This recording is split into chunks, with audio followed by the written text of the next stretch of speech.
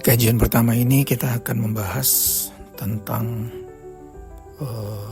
sebuah topik mengenai upaya sistematis dari suatu kelompok yang kita sebut sebagai kelompok elit dunia yang berusaha untuk membuat atau mengendalikan manusia secara umum. Kita tahu kembali di tahun 2020 dimulainya COVID-19 dan kemudian disahkan oleh Badan Kesehatan Dunia sebagai pandemi yang kemudian harus diikuti secara patuh oleh seluruh dunia.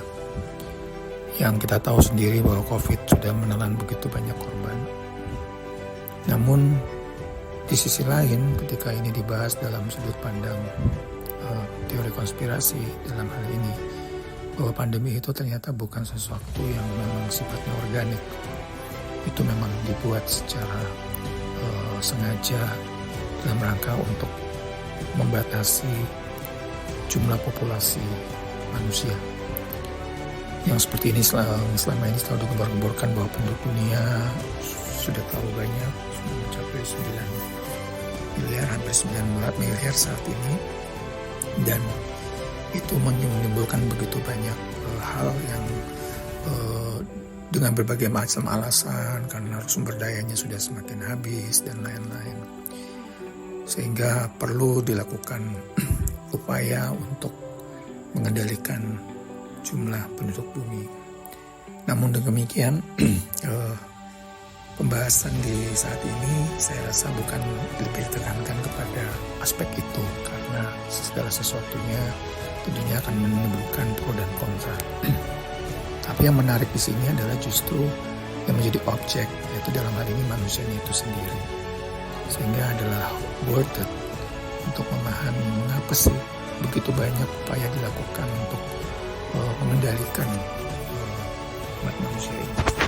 Dari pola berpikir, dari aspek-aspek kehidupan sosial dan lain-lain.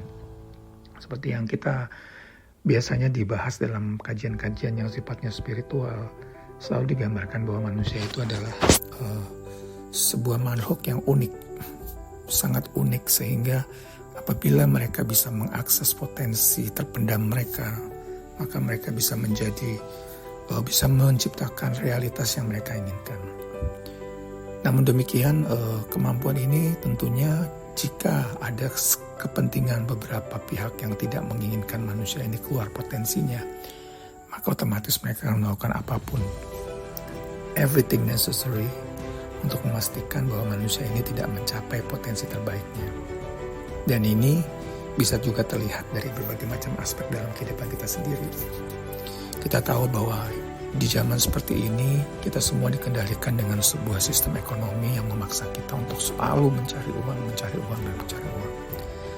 Tapi akhirnya kita tidak menyadari bahwa hal itu justru akhirnya membuat kita ada sesuatu yang kita korbankan, ada sesuatu yang hilang dari esensi kita, karena kita terlalu terpaku dalam aspek material ini.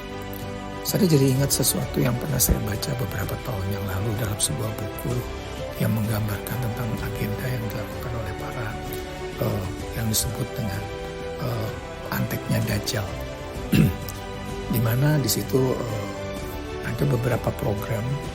Salah satunya adalah bagaimana caranya selalu menciptakan keinginan manusia yang begitu kuat akan makanan. Dan makanan ini akhirnya menjadi sesuatu yang benar-benar efektif sekali dalam rangka untuk mengalihkan atau membuat atensi manusia ini terlalu terfokus ke titik itu. Yang mana kalau kita perhatikan lagi, begitu banyak jenis makanan yang saat ini seolah-olah ditambahkan sesuatu atau bahkan dibuat sintetiknya sedemikian rupa, yang otomatis yang secara tidak disadari oleh manusia pada umumnya justru akan memberikan dampak negatif jangka panjang kepada mereka sendiri yang memakannya. Dan ini bukan sesuatu yang harus kita anggap sepele, karena jika ini dikaji dalam tatanan spiritual, setiap makanan yang masuk dalam diri kita sebenarnya adalah juga membawa frekuensi, vibrasi, dan energinya.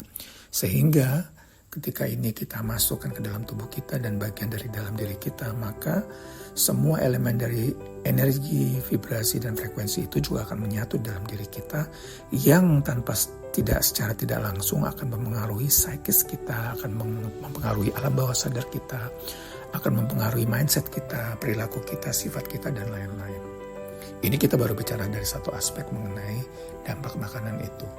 Belum lagi kalau kita bicara tentang obat-obatan, yang mana obat-obatan sekarang seperti yang kita mungkin banyak beberapa tahu bahwa obat-obatan sekarang itu berbasis petroleum, sehingga sakit-sakit yang diobati oleh obat-obat ini sifatnya hanya temporer karena tidak dilakukan secara holistik. Banyak lagi aspek-aspek lain, pencemaran lingkungan dari sisi udara, kemudian ada lagi pencemaran lingkungan disebabkan karena plastik yang juga merupakan berasal dari oil and gas.